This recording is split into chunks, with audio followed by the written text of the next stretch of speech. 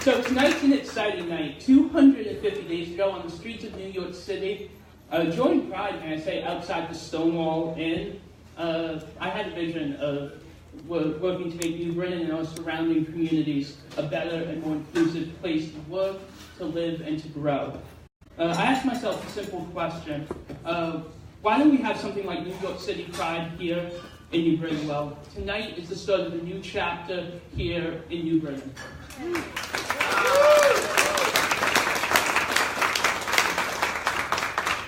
New Britain Pride at its core is an organization whose goal is focused to spread understanding for the LGBT community through pride celebrations, advocacy, and education. With your help and support, we can start to show that New Britain and the surrounding communities can be a place of innovation and creativity when it comes to discussing our culture and political discourse in a respectful manner. Tonight, I am reminded of Margaret Mead's famous quote, "Never doubt that a small group of thoughtful, committed citizens can change the world. Indeed, it is the only thing that ever has." So before I introduce our headline speaker, I want to give you guys a little heads up on what's coming up with New Britain Pride. I just got off the phone right before the event started with the management of our baseball team, the New Britain Bees, and they have agreed to host the LGBT baseball game on Friday, the 22nd of June. Yeah!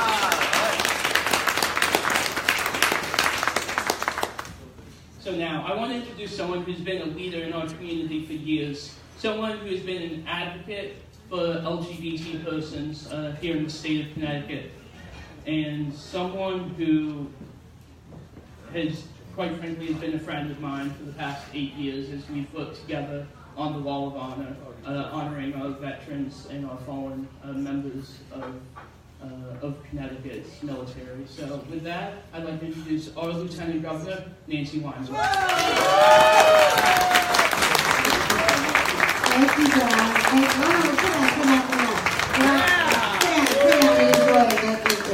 John, thank you so much for doing this. It was so great to get the invitation about having City Pride in New Britain. I got to tell you, it was so exciting. For so many of us that have fought hard, had been involved in so much legislation and abilities to make sure that all people, no matter who we love, no matter the color of our skin, had the right to do what they believed was correct. And you know what, I gotta tell you, I never thought I'd see it in New Britain. Sorry? Thank goodness. You know, a lot of generations between you and I. But we won't talk about that. But you know what, this was so exciting for me to hear. So I said to everybody, you know what, I've got to come to this event. John and I have known each other, and he and I don't agree on a lot of issues. Hey, we agree on a fair amount. We agree on the right issues. We agree on these issues that mean so much about allowing people to do what they really believe is right. And to see it out here, in every group that we can see that will spread the word. I know this is a nonpartisan group, and I think that's great. But we have to have one thing in common, and that's freedom for all people. Amen. No matter what. We have to make sure that everybody has accessibility to health care. Everybody has accessibility to getting a job, but more than anything, accessibility to love who we love. And you know what? This group has got to spread the word. We're going to have to fight a lot. You know, when I started out, there was not same-sex marriage. There wasn't a recognition of love between people of the same sex. And that's because I'm really old. You've been brought up with this stuff, I gotta be honest with you. You've been brought up with this stuff. My problem is that so many people are so young that they didn't know that they had to fight for those rights before. What scares me is we cannot afford to go backwards. We've got to go forward, making sure that we keep all the rights that we had, and we go forward for any rights that we need. And I told John, and I told my sister, well, you got too many cameras going, I won't tell you what I really said. My sister was married. I won't tell you who she was married to. I had certain words that I did say, but I won't say it now. And she had 2 children. And the marriage didn't last, thank goodness, because now my sister's happy. She's with her partner.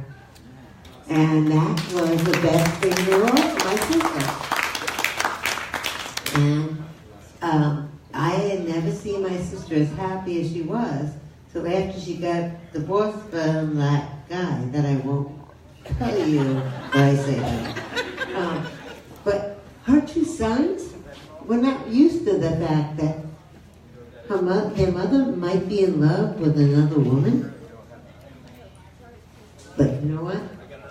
Her sons are happier now because their mother is happier now because she's with the woman that she wanted to be with. And I think that's great. I really do. I really think that's great. And that's because of some of the people in this room and some of the people that were before a lot of us, well, a lot of people before you all, they were with me all the time because I'm so old. I just want to tell you, I ask you to do me a favor, because I won't do long speeches. I ask you to stand up. Just keep watching what's going on any place. Stand up and talk about and fight for the rights of all people. And if we don't do that, if we step back, we're going to lose the rights we have. We can't afford to do that. Because if you do that, I'm a grandmother. That means you're going to mess up on my grandkids, if you step back now. Because I don't know where and who they're going to love. But don't, as a Jewish grandmother, don't mess up, honey. Because I'm going to have to get you. Don't mess this thing up. Don't mess with Bubby. Huh? Don't mess with Bubby. Don't mess with Bubby, is right. That's grandma, honey. Not fat Bubby. Not Bubby, but fat Bubby. Listen, I just want to say to all of you, please get involved. We have a lot of candidates here tonight, but I'm asking each and every one of you, please let your voices be heard. Because if you don't fight now, we don't know what's going to happen tomorrow. So I beg you, I am retiring. Hopefully my husband will get a job.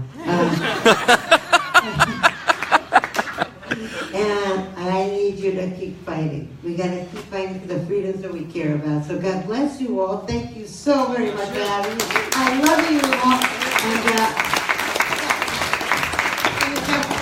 And all right, I love it. And thanks so much for the Lieutenant Governor for coming this evening.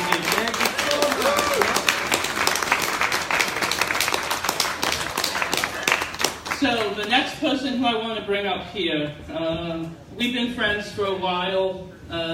He has been a city leader for quite some time now. He's someone who's literally the life of the party. My friend, and probably one of my best friends here in the city, Alderman Smedley. Thank you. I was trying to figure out how I follow up Tina Turner up here. Ladies and gentlemen, if you've never been to an event where I'm on the microphone, buckle your goddamn seatbelts. Normally when I start a speech, I like to thank some important people who made significant differences in my life or the life of the audience. And I'd like to start with Monica, the bartender. Every time I walk in here, Monica is ready to go. And what does a gay crowd need? Liquor. Thank you, Monica. We love you so much. No, normally I'm the biggest celebrity in the city when I walk in the door, but Danny Salerno showed up. So. No, thank you very much. I wanted to tell you all a story about our city, our mayor, who loves everybody so much, and I bring greetings from her. She's at another event tonight. We were down the shore having a day off, relaxing together, and her phone rings and she answers it, and I believe it was maybe a reporter in this room, and they said, we're here to talk, we would like to talk to you about the MEI index. Who knows what that is? Okay, exactly, thank you very much. It's the Municipality Equality Index, and it grades municipalities based on their LGBTQ awareness and rights and a whole bunch of stuff. But it's kind of ridiculous when you get down into it.